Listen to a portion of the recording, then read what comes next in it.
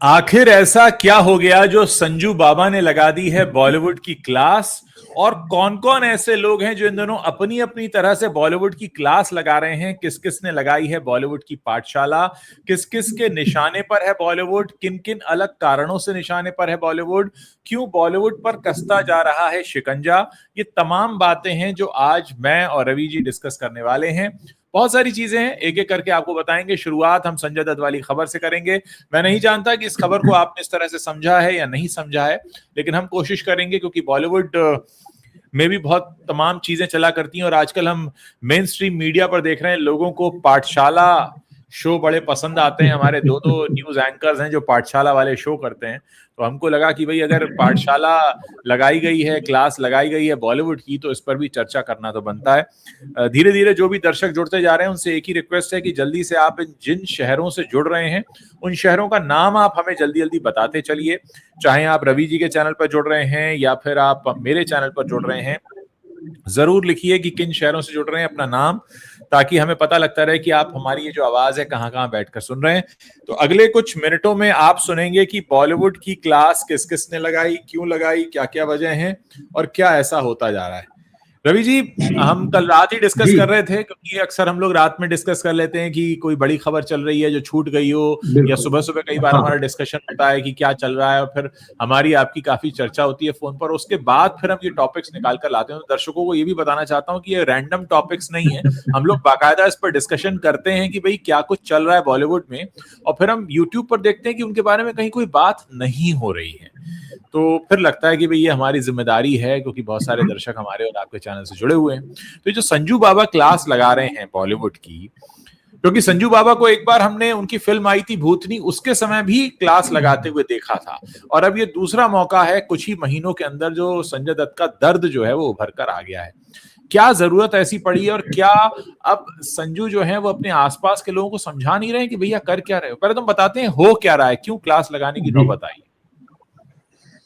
दरअसल देखिए, Sanjay Dutt one of the senior most actors हैं इस इंडस्ट्री में। 45 साल हो रहे हैं। 1981 में उन्होंने डेब्यू किया था। अब 1981 में जब डेब्यू किया और इतना लंबा अरसा आपको गुजर गया है, तो एक सीनियरिटी अपने आप हासिल होती है। और आपको ये लगता है कि भाई फिल्म इंडस्ट्री, जिसको कि जब उन्होंने कहा कि भाई जब मैं आया था तो एक परिवार की तरह थी, एक दूसरे के दुख सुख में शामिल होते थे, सब आसान थी चीजें। आज की तारीख में वो स्थितियां एकदम बदल गई हैं। और ये बात सही है, 1981 आप देखें और 2026 देखें, बहुत कुछ बदल चुका है। मतलब सबसे बड़ी बात तो यही है कि वो जिस भाईचारे की या परिवार वाली बात कर रहे हैं, हम लोग भी कुछ समय तक पहले कहते थे कि भाई मतलब 15-20 साल तक की बॉलीवुड एक फैमिली जैसा, लेकिन इधर वो फैमिली वाला पूरा फील खत्म हो गया है। सबसे बड़ी चीज तो ये है, सबके अपने अपने स्वार्थ हैं, सबके अपने अपने सोच हैं, सब अपने अपने तरीके से काम कर रहे हैं। और जो प्रोफेशनलिज्म के नाम पर जो कट थ्रोट कंपटीशन शुरू हुआ है, वो सबसे बड़ी दिक्कत वाली बात है। पहले भी कंपटीशन था, ऐसा नहीं कि पहले कंपटीशन नहीं था, लेकिन बड़ा हेल्दी कंपटीशन था। सब लोग एक साथ उठते बैठते थे, एक साथ बातें होती थी, मिलते जुलते थे। अभी वो नहीं रह गया। पहले मल्टी स्टारर फिल्में बनती, अभी तो चलिए हाल फिलहाल के एक दो उदाहरण छोड़ दें तो वो देखने ही नहीं मिलता है। और मल्टी स्टारर में भी सबके काम, रोल और वैनिटी वैन बटे हुए होते हैं। तो संजय दत्त की तकलीफ वही है, वो वही बता रहे हैं कि पूरा बॉलीवुड बदल चुका है और अब इसमें जो है कोई परिवार वाला मामला नहीं है कि लोग एक दूसरे की मदद के लिए आए। यहाँ तो हम एक दूसरे पर हमले करते हुए देख रहे हैं लोगों को। कोई डायरेक्ट कर रहा है, कोई इनडायरेक्ट कर रहा है। तो जो पाठशाला वाली बात आपने कही, अभी हम इस पर करेंगे भी, तो संजय दत्त ने सुना दिया है बहुत ढंग से। और यही वजह, आप संजय दत्त देखिए कि इधर लगातार जो है साउथ की फिल्मों में आए, बॉलीवुड फिल्मों से ज्यादा वो साउथ में दिखे हैं जी, पिछले कुछ सालों में जो कमबैक हुआ था उसके बाद केजीएफ में दिखाई दिए थे जी। हाँ। और अब एक बार फिर से वो बॉलीवुड में एक बड़ी फिल्म बनाने की तैयारी में है, जो खलनायक का सीक्वल होगी। मुझे लगता है उससे पहले शायद फिर से एक बार अपनी मौजूदगी दर्ज कराना, या जो थोड़ा एक मैदान अपने लिए तैयार करना होता है, वो उस कोशिश में शायद लगे। 2-3 दिन पहले उनका जन्मदिन भी था। सलमान खान उनसे मिले थे। हाँ, 29 जुलाई को। हाँ, तो सलमान खान बहुत वार्म हग, और फिर उसके बाद में सलमान ने उनके बारे में कुछ बातें लिखी थी। अब इस तरह की चीजें नहीं मिलती, शायद उसी वजह से संजय दत्त तो इमोशनल है थोड़े, तो उन्होंने वही लिखा कि भाई ये तो तस्वीर के बाद में ये खबर आई है कि अब वो परिवार वाली और पहले वाली बात नहीं रह गई, बदलने की जरूरत है इसको, क्योंकि बॉलीवुड संकट में है, मुश्किल दौर में है, यहाँ पर इनको एक दूसरे का हाथ पकड़कर खड़े रहने की जरूरत है। संजय दत्त मुझे लगता है उसी तरफ इशारा कर रहे हैं। देखिए, एक बात कही जाती रही है कि प्रोफेशनलिज्म, हम पहले समझ लेते हैं प्रोफेशनलिज्म और अनप्रोफेशनलिज्म क्या है अंतर। आपने बहुत एक अच्छी बात कही कि पहले हेल्दी वे में कंपटीशन था, अब ये प्रोफेशनलिज्म की आड़ में अनप्रोफेशनल तरीके से बिहेव कर रहे हैं। अपने राइवल की टांग पकड़कर घसीटना इज नॉट प्रोफेशनल होना, लेकिन ये प्रोफेशनलिज्म की आड़ में इन्होंने एक ऐसी प्रैक्टिसेस को आगे बढ़ा रखा है, क्योंकि इंडस्ट्री में हम बहुत सारे लोगों से मिलते जुलते रहते हैं, बातचीत होती रहती है, और सबका ये मानना है कहीं ना कहीं कि देखिए, एक तो ये मेजर जो शिफ्ट हुआ वो ओटीटी के आने से हुआ। पहले बॉलीवुड में कुछ कैंप्स थे जिनके हाथ में रिमोट कंट्रोल था, फिर ओटीटी आया। अब ओटीटी ने तो रिमोट कंट्रोल उठाकर जनता के हाथ में दे दिया, जनता जैसे पसंद करे।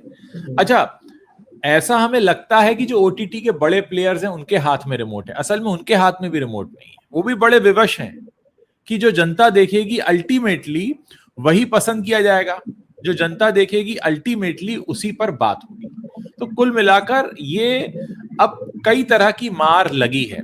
अब जब देखिए, इसमें क्या है, जो तपता सोना है वही कुंदन बनेगा, कहने का मतलब है कि जिसको मेहनत करनी आती है और जिसमें टैलेंट है, दोनों काम, खाली मेहनत कर रहा है टैलेंट नहीं तो भी नहीं चलेगा, और खाली टैलेंट है मेहनत नहीं कर रहा तो भी नहीं चलेगा।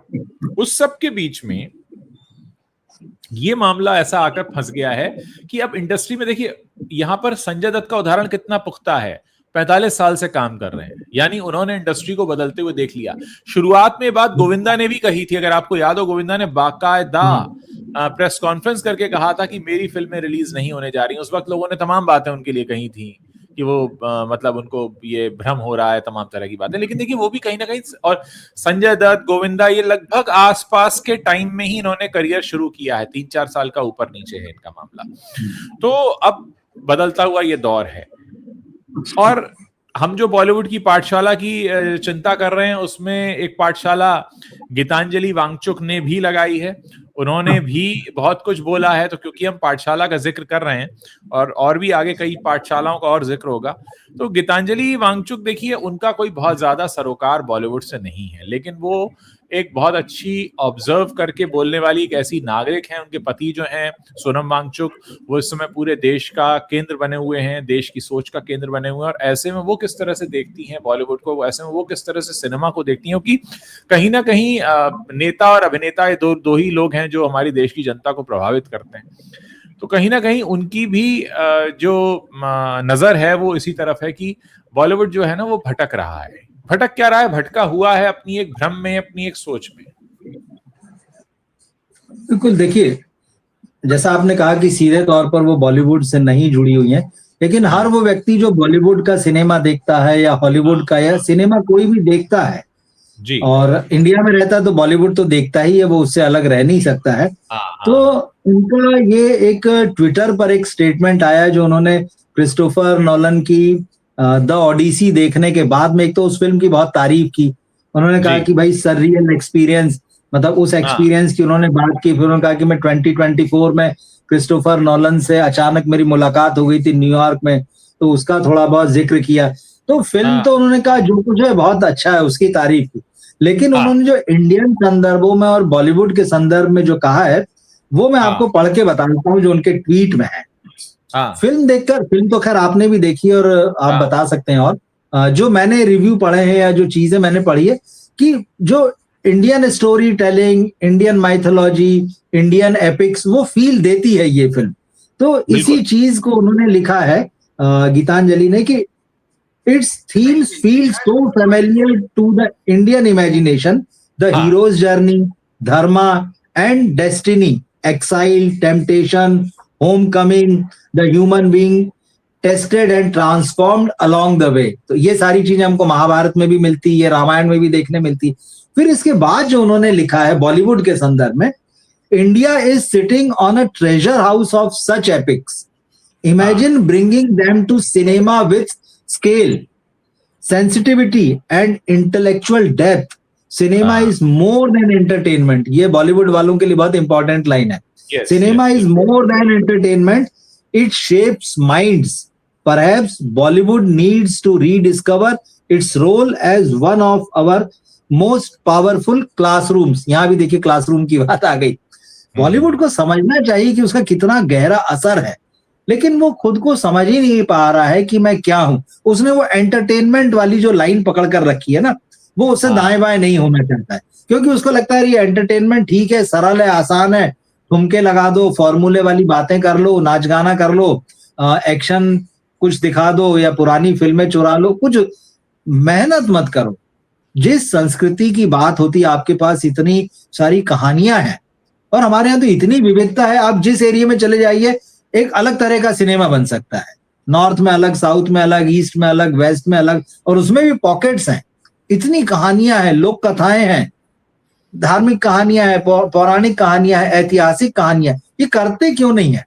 दरअसल बात वही है कि वो जो इमेजिनेशन चाहिए, वो जो आपको डेप्थ चाहिए बात कहने के लिए, भाई पहले खुद समझेंगे तब तो कहेंगे।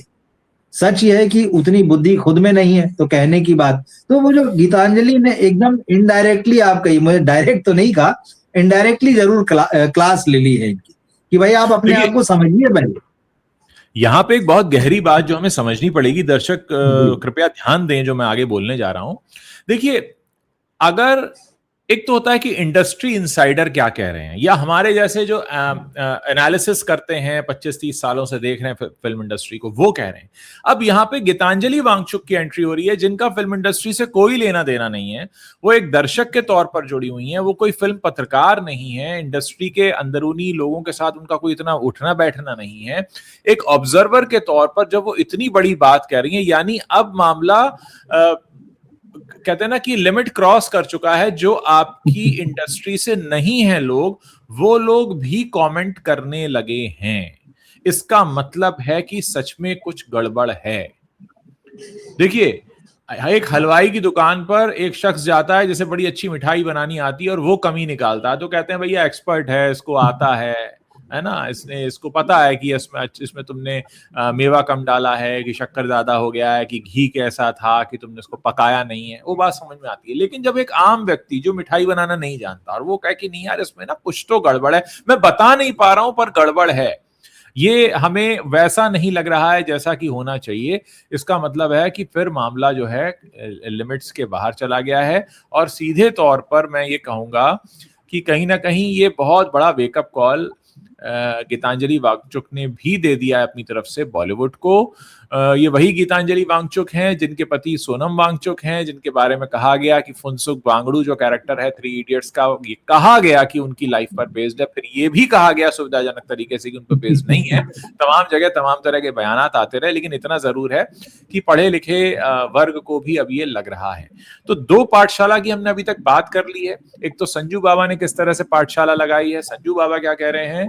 संजू बाबा ये कह रहे हैं कि पहले इंडस्ट्री में प्रोफेशनलिज्म था, लेकिन अब बहुत गंदी तरह का गला काट प्रतिस्पर्धा चल रही है जिसमें इंडस्ट्री का नुकसान हो रहा है। तो बहुत बड़ी बात कहते हैं। दूसरी तरफ गीतांजलि वांगचुक हैं जो ये कह रही हैं कि जिस तरीके का सिनेमा बनना चाहिए वैसा सिनेमा नहीं बन रहा। उन्होंने ओडिसी फिल्म का उदाहरण दिया है, जो कि एक हॉलीवुड फिल्म है क्रिस्टोफर नॉलन की, अभी 2 हफ्ते पहले आई थी। उसमें उन्होंने कहा देखिए कितने अच्छे से उन्होंने अपनी एक तरह से अपनी पौराणिक गाथा को जिस तरह से पिक्चराइज किया। मैंने खुद देखी थी फिल्म, वाकई वो बहुत इंटरेस्टिंग वे में बनाया। हम भी ऐसा कर सकते हैं लेकिन हम नहीं करते हैं, पता नहीं कहाँ भाग रहे हैं। हम कुछ खास फ्रेंचाइजी के पीछे भाग रहे हैं। सबसे बड़ा उदाहरण हाल ही में बड़े मियाँ छोटे मियाँ का है, जहां सिर्फ एक नाम ले लिया गया पुरानी हिट फिल्म का, और जो नई फिल्म आई उसका तो आपको पता ही है कि क्या हुआ बॉक्स ऑफिस, जाकर आप रिपोर्ट देख सकते हैं। तो ये 2 पाठशाला का हमने अभी तक जिक्र कर लिया है, लेकिन एक तीसरी पाठशाला भी लग रही है जहां पर कई बड़े ऐसे फिल्मी सितारे जो देश के हालिया सामाजिक और राजनीतिक माहौल पर कमेंट कर रहे हैं, उनके ऊपर जो है कुछ ऐसे फिल्म पत्रकार निकल कर आ गए हैं जो आम तौर पर बॉलीवुड सितारों के अगेंस्ट नहीं बोलते हैं, जो उनकी हाँ में हाँ मिलाते हैं, जो जी हुजूरी करते हैं। लेकिन आज, और खासकर वो ऐसे पत्रकार हैं जो देश की बहुत बड़ी बड़ी फिल्म पत्रिकाओं से जुड़े रहे हैं। ऐसी फिल्म पत्रिका जिसके नाम पर एक पूरा का पूरा अवार्ड फंक्शन होता है और उस अवार्ड को लेने में पूरा बॉलीवुड बड़ा गौरव महसूस करता है।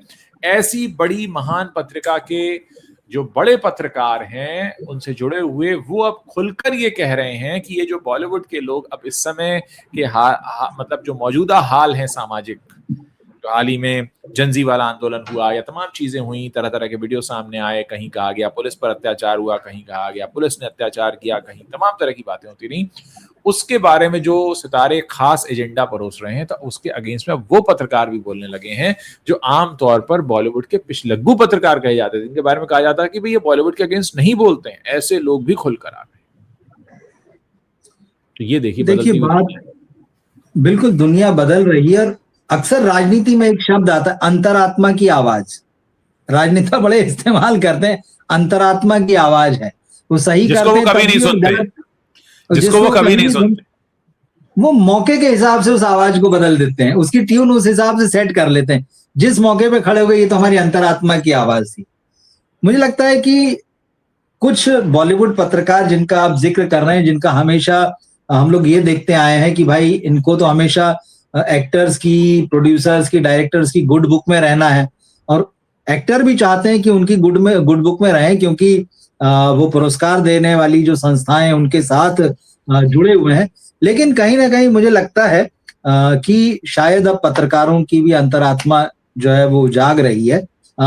बॉलीवुड वालों के लिए हम नहीं कह सकते हैं, क्योंकि बॉलीवुड पर हमने काफी डिस्कस किया किस तरह का डिवीजन बॉलीवुड में है, किसकी अंतरात्मा कैसा बोल रही है, क्यों बोल रही है, क्या उसकी आवाज है या वो कहीं और का इको चल रहा है, वो सारी चीजें हम जान समझ रहे हैं। लेकिन हाँ, ये मुझे एक बहुत अच्छा संकेत लगता है, मैं आपको बताऊं, क्योंकि देखिए बॉलीवुड का जर्नलिज्म तो मर चुका है। हम बहुत साफ साफ कई बार इस बात को कह चुके हैं, पूरी तरह से वो पीआर और मार्केटिंग के हाथों में चला गया है, और जो थोड़ा बहुत ये है पर्सनल रेपो बनाने वालों की वजह से खत्म हो चुका है। जर्नलिज्म तो हो ही नहीं रहा है, हर तरफ जो है वो पीछे पता चलता है कि कोई मार्केटिंग स्ट्रेटेजी है, कोई पीआर खड़ा हुआ है।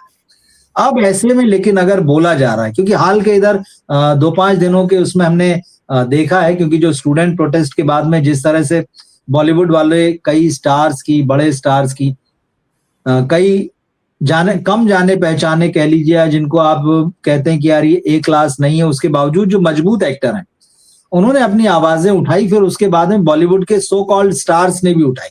मगर उन स्टार्स के खिलाफ जब अगर बॉलीवुड के पत्रकार और सीनियर पत्रकार बोलने लगे, तो इसका मतलब ये है कि अब उनको समझ लेना चाहिए, मतलब जो बॉलीवुड के स्टार्स हैं, कि उनको बहुत ज्यादा मौका आगे नहीं मिलने वाला है।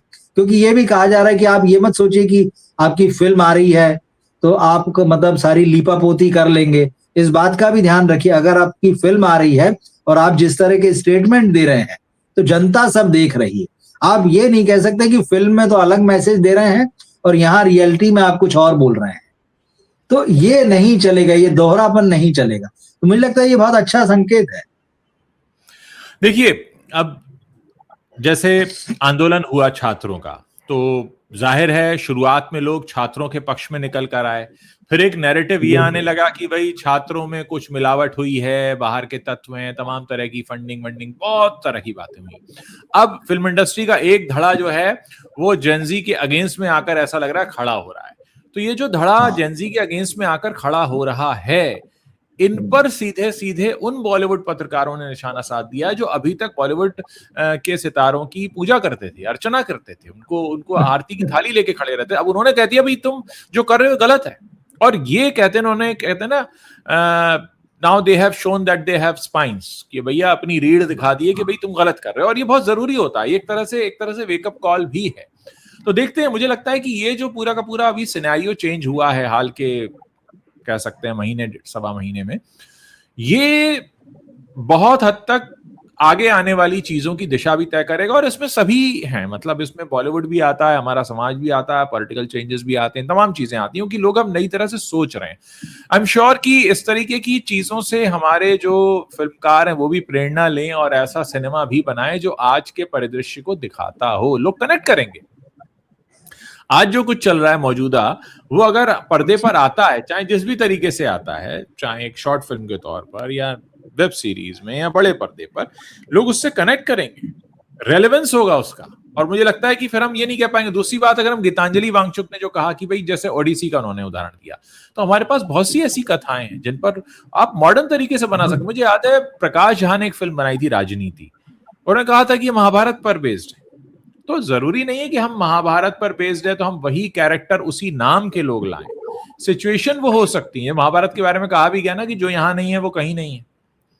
बिल्कुल, जो यहां नहीं है वो कहीं नहीं है। तो कुल मिलाकर मामला यहां पर ये आ जा रहा है कि लोगों को अब समझने की जरूरत है।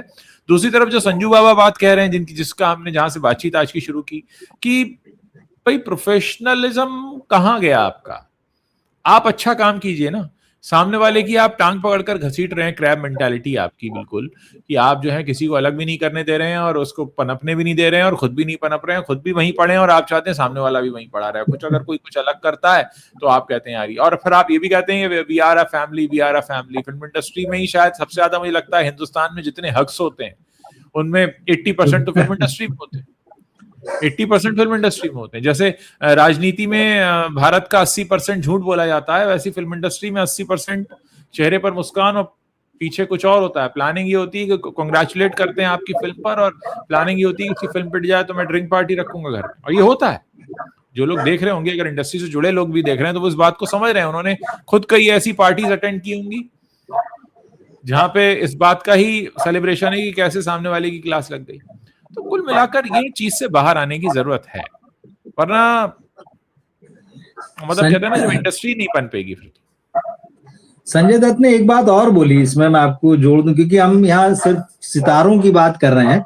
संजय दत्त ने इसमें हॉलीवुड का भी एग्जाम्पल दिया, और उसने कहा कि हॉलीवुड में लोगों में एकता बहुत है। और उन्होंने कहा कि जब ऑस्कर भी होते हैं और अगर किसी एक एक्टर को मिलता है तो दूसरे जेन्युइनली तालियां बजाते हैं। और एक चीज उन्होंने कहा कि बात पूरी इंडस्ट्री की है। उन्होंने कहा हॉलीवुड में एक्टर, डायरेक्टर, राइटर, टेक्नीशियन सब साथ में बैठते हैं, वो एकता है। बॉलीवुड में यहाँ तो वो एकता है ही नहीं। यहाँ तो हीरो तो जो है वो अपना अलग वैनिटी वैन में दुकान सजाया हुआ है। 2 हीरो हैं, 4 हीरो, सब अपना अपना। फिर उसके बाद में उन्हें क्लासिफिकेशन कर दिया, अच्छा इस लेवल का है तो ये अलग रहेगा। टेक्नीशियंस बेचारे, उनके खाने पीने की व्यवस्था अलग हो जाती है कई बार। राइटर्स को तो पूछ ही नहीं, राइटर्स की जरूरत ही नहीं है। तो ये इंडस्ट्री फिर है कैसी? तो हॉलीवुड में तो राइटर भी उस टीम का हिस्सा है, टेक्नीशियन भी उस टीम का हिस्सा है, और एक्टर्स जो है वो एक हेल्दी कंपटीशन है। वो अपने काम से एक दूसरे से compete करते हैं, अप्रिशिएट भी करते हैं। यहाँ तो सारी चीजें गायब है। यहाँ तो फिल्म इंडस्ट्री मतलब ये समझ लिया जाता है बस हीरो के बाद कोई है ही नहीं। फिर या तो प्रोड्यूसर है, डायरेक्टर है, टेक्नीशियंस किसी गिनती में नहीं है, और राइटर नाम का जीव तो है ही नहीं, समझ लीजिए। उम्मीद करते हैं ये जो तरह तरह की पाठशालाएं लग रही हैं बॉलीवुड की, इससे बॉलीवुड कुछ सबक ले, अपने में सुधार लाए। हम तो एनालिसिस करते ही हैं, ऑब्जर्वेशन हमारा रहता ही है। हमारे दर्शक भी तमाम कमेंट कर रहे हैं। मुझे अच्छा लगता है जब आप लोग कमेंट करते हैं, अपनी बात रखते हैं। ये एक एक्टिव पार्टिसिपेशन है। लगातार आप अपनी बातें रखते रहिए। देखिए महक अग्रवाल है, लिख रही हैं, this is why I have moved from Bollywood to Marathi, south and Hollywood. अगर इंस्पेक्टर जेंडे जैसा कुछ आ जाए तो बात अलग है, उस जैसी मूवीज को हम चांस देंगे, but forget it if it is a nepo slope. तो देखिए कुल मिलाकर लोगों का जो रुझान है वो भी हमें देखने को मिला। इंस्पेक्टर झंडे पे याद आया, आज मैं मनोज वाजपेयी जी से मिलने गया था, अपनी किताब उन्हें मैंने भेंट की, जो मेरी नई किताब आई है। तो मैं आग्रह करूंगा कि आप लोगों ने भी अगर किताब नहीं खरीदी है, खरीद सकते हैं। एक बार दिखा देता हूँ, क्योंकि मेरा फर्ज है कि किताब लिखी है तो उसका प्रमोशन भी मैं ही करूंगा, कोई और नहीं करेगा। तो कुल मिलाकर मुझे लगता है कि ये जो बॉलीवुड की जो पाठशाला लगी हुई है तरह तरह से, ये कहीं ना कहीं बॉलीवुड को सुधार करने के लिए है। अब ये उनके ऊपर है कि कितनी जल्दी आप सीखते हैं, सबक लेते हैं। नहीं, बिल्कुल जरूरी है। मुझे लगता है सीखेंगे शायद धीरे धीरे ही सही, नहीं तो समय सिखा देगा फिर। बिल्कुल, मुझे लगता है रवि जी हमने काफी बातचीत इस पर कर ली है जी। दर्शक भी हमारे साथ जुड़े, हम बीच बीच में लाइव आते रहेंगे, बात करते रहेंगे। इस लाइव सेशन को अगर आपने बीच में ज्वाइन किया है तो उसके खत्म होने के बाद आप इसे शुरू से देख सकते हैं, और इसी तरह सपोर्ट अपना बनाकर रखिए। Thank you, thank you, thank you Ravi ji, thank you ji, thank you. सभी दर्शकों को भी धन्यवाद।